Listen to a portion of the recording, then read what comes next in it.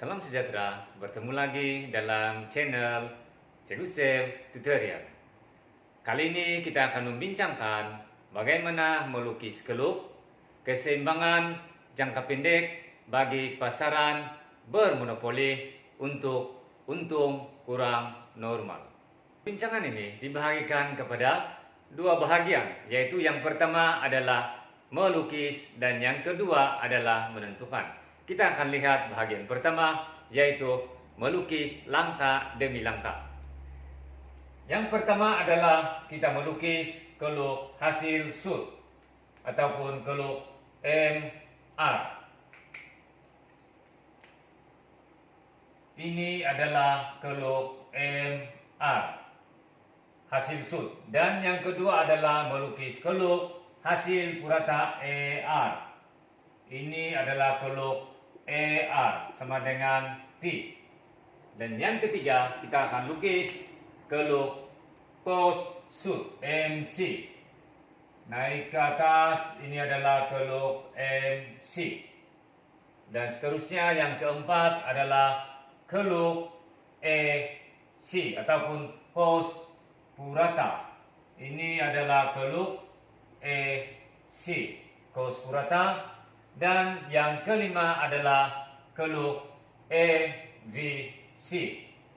Ini adalah keluk EVC ataupun kos berubah purata. Bahagian kedua adalah menentukan. Sekarang kita akan lihat langkah demi langkah untuk menentukan. Yang pertama adalah kita tentukan dahulu titik keseimbangan. Titik keseimbangan atau tingkat keseimbangan tercapai apabila keluk hasil shoot MR bersilang dengan keluk cos shoot MC pada titik I. Persilangan ini kita letak dengan titik I.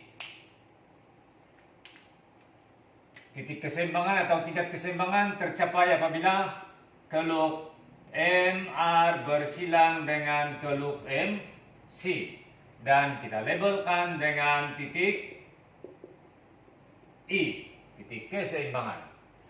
Langkah kedua adalah menentukan harga keseimbangan. Untuk menentukan harga keseimbangan, maka kita akan lukis satu garisan putus-putus yang melalui titik keseimbangan dari atas ke bawah, dan untuk menentukan harga keseimbangan melalui garisan putus-putus, kita cari persilangan atau di mana dia memotong keluk ER sama dengan P, dan kita akan bergerak ke kiri sehingga memotong paksi harga, dan ini adalah harga keseimbangan. Di sini kita akan letak simbol E. Ini adalah PI, adalah harga keseimbangan. Yang ketiga adalah kuantiti keseimbangan. Juga diperoleh dengan memerhati titik keseimbangan, yaitu titik I, daripada garisan putus-putus ke bawah sehingga memotong paksi kuantiti. Itu adalah kuantiti keseimbangan dan kita labelkan dengan QI. Kuantiti keseimbangan adalah QI. Seterusnya, langkah keempat adalah menentukan kos purata EC. Masih merujuk kepada titik I dan garisan putus-putus ke atas sehingga memotong keluk kos purata EC. Dan ini kita labelkan dengan titik C. Untuk memudahkan kita ingat, itu adalah berkaitan dengan kos, dan kita bergerak ke tepi sehingga memotong paksi harga, kita labelkan sebagai P1. Maka kos purata adalah P1. P1. Langkah kelima adalah mengenal pasti atau menentukan jumlah hasil. Jumlah hasil dia dapat dihitung dengan harga keseimbangan darab kuantiti keseimbangan PE darab QE. Harga keseimbangan adalah PE dan kuantiti keseimbangan adalah QE. Jadi kalau kita lihat jumlah hasil adalah O PE E QE.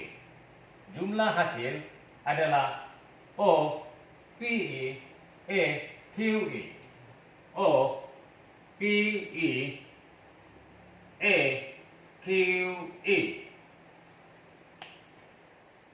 Langkah keenam adalah menentukan jumlah kos.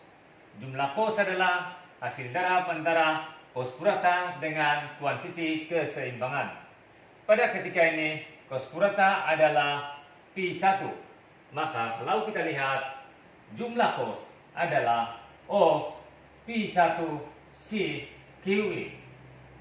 Jumlah kos adalah kawasan O P1 C QE. O P1 C QE. Ini adalah kawasan jumlah kos. Seterusnya, yang ketujuh adalah mengira jumlah untung. Keuntungan dapat dihitung dengan cara jumlah hasil PR ditolak dengan jumlah kos PC. Kalau kita lihat di sini, jumlah hasil adalah O PE E QE, manakala jumlah kos adalah lebih besar, yaitu O P1 C QE. Maka kalau kita lihat, firma mengalami kerugian karena jumlah hasil kurang daripada jumlah kos, dan jumlah kerugian firma adalah PE P1 C E. PE P1 C dan E menunjukkan firma mendapat untung kurang normal. Satu persoalan yang timbul adalah apakah atau adakah firma masih meneruskan operasi, ataupun adakah firma perlu menutup operasi. Bahagian seterusnya adalah untuk menentukan semada firma tersebut masih meneruskan operasi ataupun perlu menutup operasi. Kita akan lihat ada dua pendekatan yang boleh digunakan untuk mengenal pasti tindakan firma tersebut. Pendekatan yang pertama adalah bandingkan antara harga dengan kos berubah purata EVC. Untuk ini kita akan lihat, sekiranya harga besar daripada EVC, maka firma teruskan. Sekiranya harga besar daripada kos berubah purata, maka firma meneruskan operasi. Manakala jika harga kurang daripada kos berubah purata, maka perlu tutup operasi. Kita akan lihat di sini. Pada ketika ini, harga adalah PE dan EVC, kos berubah purata. Kita akan lihat EVC dan bergerak ke tepi, kita labelkan P2. Maka kalau kita lihat, harga adalah pada PE dan kos berubah purata pada P2. Dengan itu, harga besar daripada EVC, firma ini akan meneruskan operasi. Pendekatan kedua adalah bandingkan antara jumlah hasil TR dengan jumlah kos berubah. Kita akan lihat jumlah hasil adalah harga keseimbangan didarab dengan kuantiti keseimbangan, maka jumlah hasil adalah O, P, I, E, Q, I. Dan jumlah kos berubah adalah ABC darab dengan kuantiti keseimbangan. ABC darab dengan kuantiti keseimbangan, maka jumlah kos berubah adalah O, P2. Kita akan letak B di sini. Maka jumlah kos berubah adalah O, P2, B, Q, I. Ini menunjukkan jumlah hasil yaitu O, P, I, E, Q, I lebih besar daripada jumlah kos berubah O, P2, B, Q, I. Maka ini menunjukkan firma teruskan. Dan sebaliknya, sekiranya jumlah hasil tersebut lebih rendah daripada kos berubah, dia perlu tutup.